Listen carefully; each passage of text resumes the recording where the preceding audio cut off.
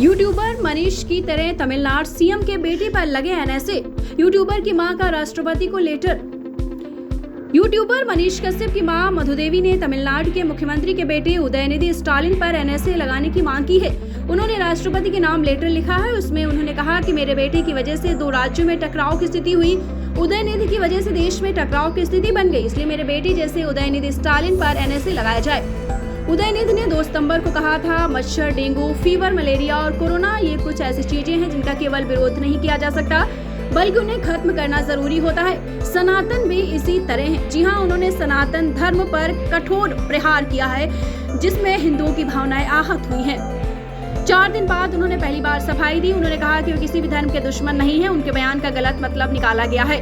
उदयनिधि ने गुरुवार को 4 पेज के स्टेटमेंट में अपनी बातों को साफ कर दिया। राष्ट्रपति को लिखे पत्र की मुख्य बातें क्या है आपको बताते चले।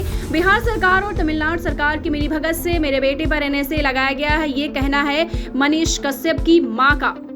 अगर मेरे बेटे की वजह से 2 राज्यों में टकराव की स्थिति पैदा हुई तो एक मुख्यमंत्री का बेटा जो तमिलनाडु में एक मंत्री है, उस उदयनिधि स्टालिन के बयान पर पूरे देश में टकराव की स्थिति पैदा हो सकती थी, ये कहना है मनीष कश्यप की मां का।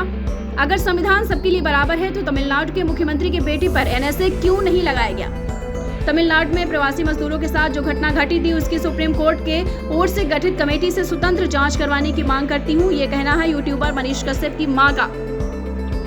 जी हाँ, 2 सितंबर को उदयनिधि स्टालिन चेन्नई में एक सनातन उन्मूलन कार्यक्रम में शामिल हुए।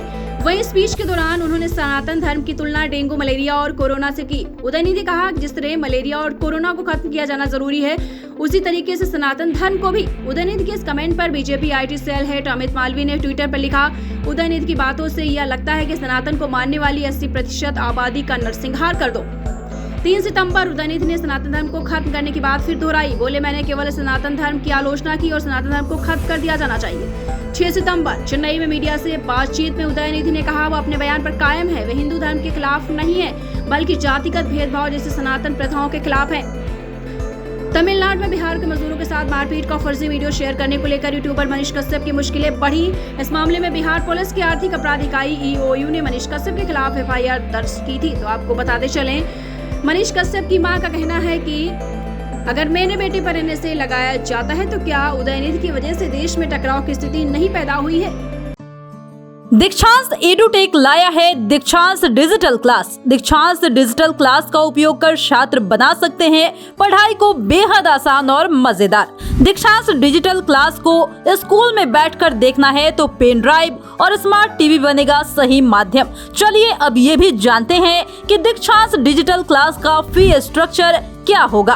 नर्सरी से लेकर UKG के लिए 7,000, नर्सरी से लेकर दूसरी कक्षा के लिए 12,000, नर्सरी से लेकर 5वीं तक के लिए 18,000, नर्सरी से लेकर 8वीं तक के लिए 24,000, नर्सरी से लेकर 10वीं तक के लिए 30,000। अगर आपको डेमो करना है तो उसके लिए आप दीक्षांत डिजिटल क्लास के YouTube चैनल को विजिट कर सकते हैं।